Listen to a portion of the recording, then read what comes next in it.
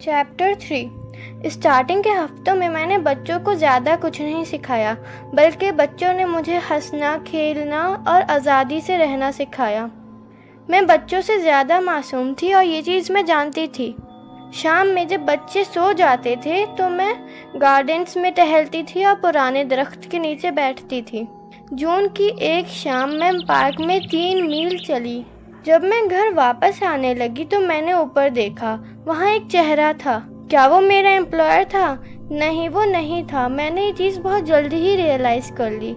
एक आदमी टावर की रूफ पे खड़ा हुआ था। हर टावर के अंदर एक कमरा था, जिसकी वजह से रूफ पे चढ़ जाना बहुत आसान था। फ्लोरा मेरे पहले दिन मुझे वहाँ लेके गई थी।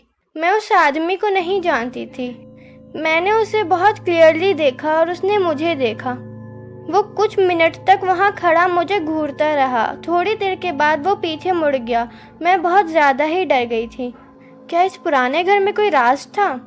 मैं मिसेस ग्रोस से पूछना चाहती थी, लेकिन मैं जब घर वापस आई तो सारी चीज़ें बहुत ही ज़्यादा नॉर्मल थी, जैसे हमेशा रहती थी। मैंने उनसे कुछ नहीं कहा, लेकिन बहुत दिनों तक मैं इस बारे में सोचती रही। फाइनली मैंने ये चीज़ डिसाइड किया कि वो ज़रूर कोई अजनबी होगा जिसने घर में घुसने का रास्ता ढूंढ लिया है, और अब वो यहाँ से चला गया है तो मुझे वो भूल जाना चाहिए और मुझे इसके बारे में बिल्कुल भी फिक्र नहीं करनी चाहिए। मैं अपने दिन को बच्चों के साथ एंजॉय करना प्रेफर करती थी। मुझे बच्चों के साथ एंजॉय करना बहुत अच्छा लगता था। मैं उनके साथ कभी बोर नहीं होती थी। वो हमेशा खुश रहते थे। अब वो मुझे भी हमेशा खुश रखते थे। मैं अब अपनी फैमिली को याद नहीं करती थी। फ्लोरा और माइल्स ही मेरी फैमिली थे और वही मेरा घर था। एक संडे मैंने और मिसेस ग्रोस ने डिसाइड किया कि हम दोनों साथ में चर्च जाएंगे। मेरा बैग डाइनिंग रूम में रखा था। मैं अपना बैग लेने डाइनिंग रूम में आई। मैंने देखा कि खिड़की से कोई डाइनिंग रूम के अंदर झांक रहा है। मैं बहुत ज़्यादा डर गई।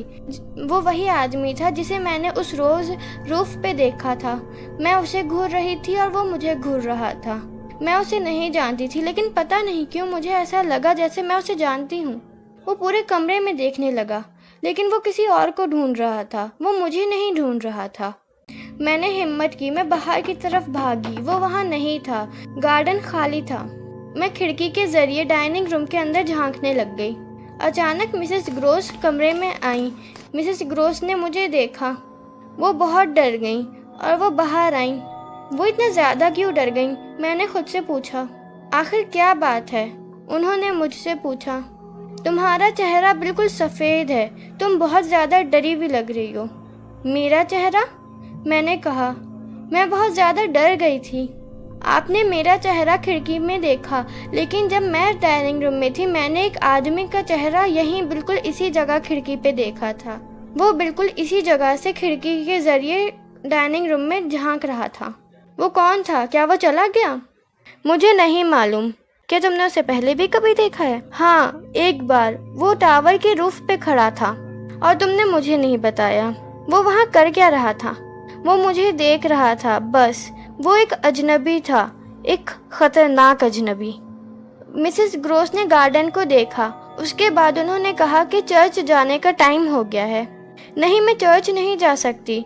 मैं बच्चों को अकेला छोड़ के नहीं जा सकती। ये बिल्कुल सेफ नहीं है। उन्होंने कुछ रियलाइज़ किया। ये चीज़ मैं उनके चेहरे पर साफ जाहिर होते हुए देख पा रही थी। वो दिख कैसा रहा था? उन्होंने पूछा।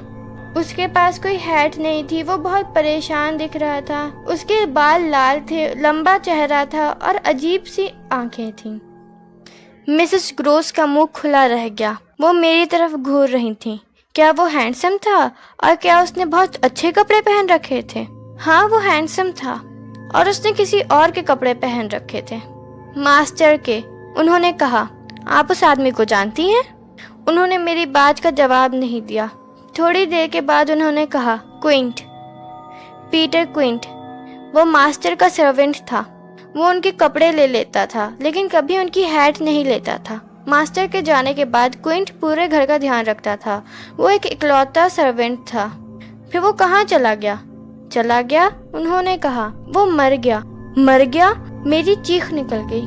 हाँ, पीटर क्विंट मर चुका है।